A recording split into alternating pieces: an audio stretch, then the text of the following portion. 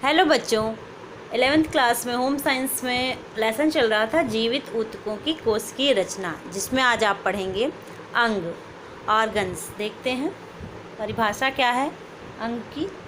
जब एक ही प्रकार का कार्य करने वाले दो या दो से अधिक ऊतक मिलकर शरीर के किसी ऐसे भाग का निर्माण करते हैं जो विशेष आकार एवं विशेष गुणों के कारण अन्य भागों से अलग पहचाना जाता हो तो उस भाग को अंग कहते हैं।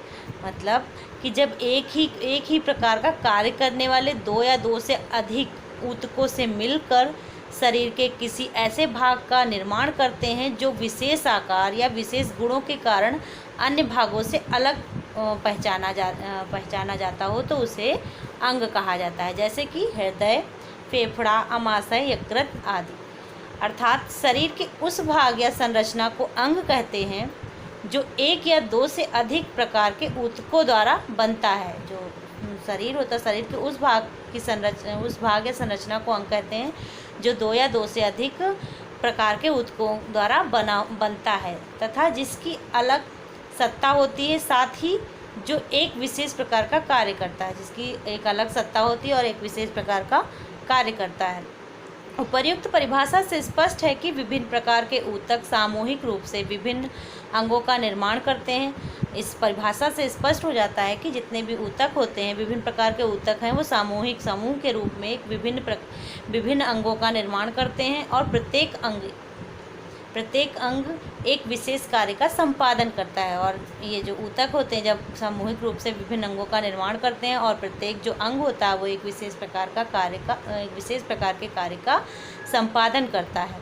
हमारा शरीर विभिन्न अंगों के सम्मिश्रण से ही पूर्णतः प्राप्त होता है। जो हमारा शरीर है वो विभिन्न अंगों के सम्मिश्रण से ही पूर्णतः बनता है या प्राप्त होता है। जैसे आँख एक अंग है और उसकी क्रिया देखना, मतलब आँख तो है, वो क्या है, वो एक अंग है और जो क्रिया है आँख से क्या क्रिया की जाती है, देखना। कान श्रवण क्रिया का अंग है और सुनने का अंग जो है वो क्या है, कान। आमाशय तथा अंतड़ियाँ पाचन क्रिया के अंग हैं। फिर भी इन अंगों में आपसी समन्वय का गुण पाया जाता है। जो आमाशय तथा अंतड़ियाँ हैं ये पाचन क्रिया के अंग हैं, फिर भी इन अंगों में आपसी समन्वय का गुण पाया जाता है। जैसे दौड़ने, उलझने में पूरा शरीर, हाथ पैर के साथ हृदय, फेफड़ा क्रियाशील हो जाता है। त्वचा से भी पसीना निकलने, मतलब कहने का मतलब जब दौड़ते हैं आप, तो दौड़ते हैं, उछलते हैं तो पूरा शरीर हाथ पैर के साथ साथ हृदय भी धड़कन तेज हो जाती है। फेफड़ा भी क्रियाशील हो जाता है और मतलब फेफड़ा भी कार्य करता है तथा त्वचा से भी पसीना निकलने लगता है। तो ये हुई अंग की परिभाषा। नेक्स्ट है जो आपका तंत्र। देखते हैं। कोशिका जीवधारियों की रचना की एक इकाई है। जो कोशिका है वो जीवधारियों की रचना की एक इकाई मानी जाती है। इस प्रकार की इकाई कोशिकाएं मिलकर ऊतक बनाती हैं। एक प्रकार की इकाई कोशिकाएं मिलकर ऊतक बनाती हैं। एक प्रकार की कई कोशिकाएं मिलकर ऊतक बनाती हैं। एक ही तरह की बहुत सी कोशिकाएं मिलकर ऊतक का निर्माण करती हैं। विभिन्न प्रकार के ऊतक मिलकर विभिन्न अंगों का निर्माण करते हैं और बहुत से विभिन्न प्रकार के जो ऊतक होते हैं वो मिलकर विभिन्न प्रकार के अंगों का निर्माण करते हैं तथा विभिन्न अंग मिलकर तंत्र की रचना करते हैं। और जो अंग होते हैं वो मिलकर क्या करते हैं, तंत्र की रचना करते हैं। प्रत्येक तंत्र का कार्य अलग होता है और प्रत्येक जो तंत्र होता है उसका कार्य भी अलग अलग होता है। परिभाषा देखते हैं। जब कुछ अंग एक विशेष उद्देश्य से मिलकर और एक दूसरे से समन्वय स्थापित करते हैं। जब कुछ अंग एक विशेष उद्देश्य से मिलकर और एक दूसरे से समन्वय स्थापित करते हैं तो उस संगठन को तंत्र या संस्थान कहते हैं। तो इस तरह के जो तंत्र, तो उस संगठन को जो एक दूसरे से मिलकर समन्वय स्थापित करते हैं तो उस संगठन को तंत्र या संस्थान कहते हैं।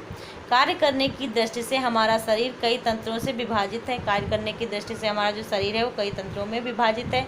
हमारा मुंह, भोजन नली, अमाशय, अंतड़ियाँ, यकृत एवं झिल्ली आदि सभी पाचन क्रिया के भाग जो ये इतने भी हैं, मुंह है, अमाशय है, आंतड़ियाँ हैं या फिर यकृत है, झिल्ली आदि जो सभी हैं ये पाचन क्रिया में भाग लेते हैं भोजन को पचाने में।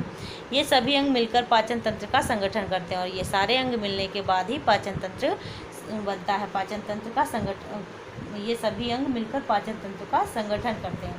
हमारे शरीर में कई तंत्र हैं जिनमें से मुख्य तंत्र निम्नलिखित हैं तो बहुत सारे हमारे शरीर में जो तंत्र हैं वो बहुत सारे हैं, जिसमें जो मुख्य तंत्र हैं वो निम्नलिखित हैं। एक तो अस्थि तंत्र, पेशी तंत्र, पाचन तंत्र, श्वसन तंत्र, रक्त परिभ्रमण तंत्र, उत्सर्जन तंत्र, तंत्रिका तंत्र, प्रजनन तंत्र, अंतःस्रावी तंत्र। तो इस तरह से ये 9 हैं। शरीर में विभिन्न प्रकार की कोशिकाएं ऊतकों को, विभिन्न अंगों को और विभिन्न तंत्रों का निर्माण करती हैं। शरीर में जो बहुत विभिन्न प्रकार की कोशिकाएं होती हैं वो कोशिकाएं हैं ऊतकों को, विभिन्न अंगों को और विभिन्न तंत्रों का निर्माण करती हैं। जो कोशिकाएं हैं वो कोशिकाओं से क्या होता है, ऊतक बनते हैं। ऊतकों के मिलने से क्या होता है, अंग बनते हैं और विभिन्न अंगों से तंत्रों का निर्माण करते हैं तथा आपस में समन्वय स्थापित करके अपना अपना कार्य करते हैं। और आपस में समन्वय स्थापित करके सब अपना अपना कार्य करते हैं जितने भी तंत्र हैं। इनका एक ही उद्देश्य है, शारीरिक स्वास्थ्य एवं संगठन को उत्तम बनाना तथा जीवन को स्थायित्व प्रदान करना है। और इनका एक ही मेन उद्देश्य होता है कि शारीरिक स्वास्थ्य एवं संगठन को उत्तम बनाना तथा जीवन को स्थायित्व प्रदान करना। तो बच्चों, ये आपका जो चैप्टर था ये समाप्त हो जाता है आज।